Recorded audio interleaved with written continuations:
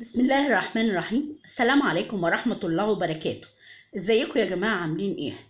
يا رب تكونوا بخير. انا لسه سايباكم من شوية، يعني مش كتير، بس نزلت علينا بفيديو فظيع قوي. ياسمين ام سليم اخت صدفة جات. ياسمين قالت كلام كتير وخطير في 8 دقايق. بصي يا ياسمين، انا هقولك على حاجة،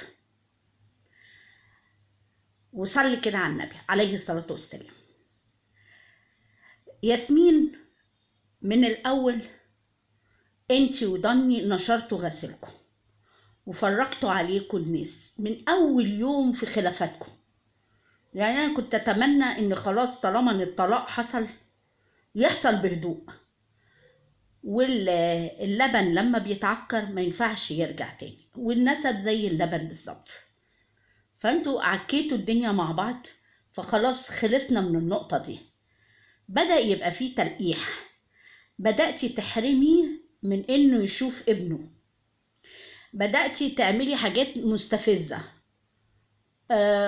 خليتي قنواتك او بطريقه او باخرى هما بيحبوكي، مش شرط انت تقولي لهم، هما من نفسهم بداوا يشتموه ويشتموا امه والحاجات دي كلها. طبيعي اي راجل في الدنيا الا امي. وحتى اتكلمتي على حماكي وكده، وكلمتي كلام وحش على ضني، وسمعت ان انت نزلتي له صور وهو عريان وحاجات زي كده. ياسمين، انا كنت فاكراكي اعقل من كده. يعني انا اما بشوفك، اولا انت وضني وسليم كنتوا مع بعض اسره في منتهى الجمال، فخدتوا عين، والحمد لله على كده. ليه دخلتي سليم في النص؟ خلاص انتوا الاتنين اتطلقتوا، ليه ما يبقاش ضني ابو سليم وانت ام سليم؟ يومين 3 في الاسبوع يبقى الولد مع ابوه، حتى لو انت اتجوزتي وهو اتجوز برضو الولد يبقى مع ابوه. ليه حرمتيه من ابوه وخليتي بينكم الفجوه عماله تكبر تكبر لما بقت صحرا يا ياسمين؟ ليه؟ طب ما هو اهو مثلا بسبب سليم جوازتك ما كملتش، وهيبقى عقبه معاكي، وانتي لسه صغيره ومن حقك تتجوزي، بس مفيش حد بيستحمل ابن حد. كان ممكن جدا الولد يبقى ما بينك وما بين ابوه، وتبقى بينكم احترام زي الناس الشيك العاقله، زي اختك سعاد اللي ليها كل الاحترام. ولادها ما بينها وما بين ابوهم، وبيروح وبيجي، بتقعد لوحدها ما بيفرقش معاها طالما بناتي مبسوطين مع باباهم. فليه يا ياسمين، ليه عملتي القطيعة بين الابن وابوه؟ وجيتي في الفيديوهات تقولي قولي يا سليم بابا مات. الولد روحه في ابوه، انت كده يعني هتخلي ضني كل يوم هو ومامته قلبهم يقسى من ناحية سليم، لغاية ما هيوصلوا في الآخر هينسوه، وضني هيتجوز ويخلف عيل تاني وخلاص، ويبقى سليم اسمه ابن ياسمين. بس ليه يا ياسمين؟ ليه؟ كان ممكن جدا جدا ما يبقاش فيه الفضايح دي. انا هقولك على حاجة، انا واحدة من الناس لا شفتلك صور ولا شفتلك فيديوهات. انت اللي بتقولي كلام على نفسك، يعني مفروض لا تقولي ولا تتكلمي. ده نمرة واحد. نمرة اتنين، انت لسه صغيرة او مخك صغير يا ياسمين. وبعدين مش هتعرفي تشيلي شيلتك لوحدك. انا بحب اقولها لك، ومامتك بعد ما هتعمل العملية مش هتستحمل مثلا انك انت تتجوزي وتسيبي لها الولد ولا. ليه يبقى الاب عايش والام عايشة، وفي الاخر الولد يبقى مع جدته او البنت تبقى مع جدتها؟ وبعدين يعني كل حياتك على بعضها متلخبطه. وما تفتكريش انك هتنزلي تشتغلي هتجيبي 2000 3000 جنيه في الشهر هينفعوكي في حاجه يا ياسمين. انت دلوقتي اجرتي شقه، وعندك قسط عربيه، وعندك ابنك، وزي ما بتقولي السنه دي ولا السنه الجايه بالكتير تقدمي له على حضانه. وخليتي ضني خلاص خلع من انه هو يدفع اي حاجه لابنه، او ما هو مش هيشوف ابنه، مش هيدفع له حاجه خلاص. طب انت هتتحملي ليه؟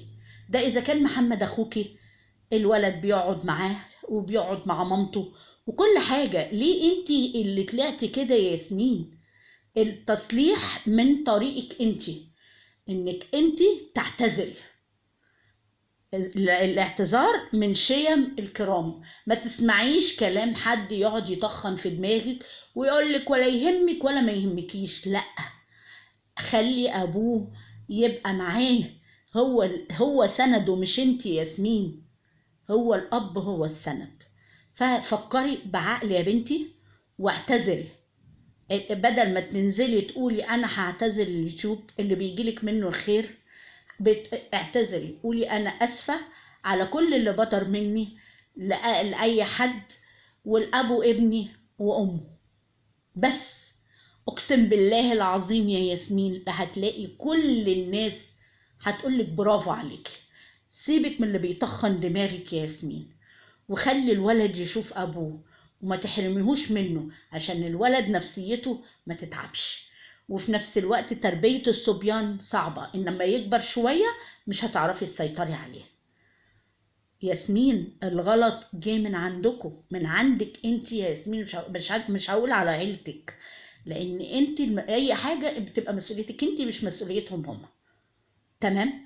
حاولي يا ياسمين تعتذري، استخدمي لغة الاعتذار، ساعتها هتلاقي قنوات النقد دي بعدت عنك، وهتلاقي ضن يسامحك وهو وامه، وهتلاقي الدنيا كلها عملت. انا مش شايفة ان هم كانوا بيعملوا حاجة، ان هم كانوا رد فعل لافعالك يا ياسمين. حاولي تعتذري وما فيهاش اي حاجة، وفي الاخر هتكسبي ابو ابنك. لابنك مالكيش دعوة انت بيه، لابنك لما تلاقي رقمه على تليفونك ادي التليفون لابنك، خليه يكلمه، خليه ينزل يقابله، خليه يتحمل مسؤوليته، عشان لما يجي يتجوز ما يحبش ولاده وينسى سليم. يا بنتي فكري كويس وفكري بعقل، ما تسمعيش كلامك وكلام ودانك المرة دي، اسمعي من ناس تانية، يمكن الناس التانية هي اللي تفيدك. ده كان فيديو النهاردة، ويا ريت اي حد يعني ليه علاقة بياسمين يقنعها بالكلام اللي انا بقوله ده. واشكركم على حسن استماعكم، ولو سمحتوا ما تنسوش تشتركوا في القناة ولايك وشير وتشوفوا الفيديوهات بتاعتي القديمة. وربنا يصلح حالك يا بنتي. السلام عليكم ورحمة الله وبركاته.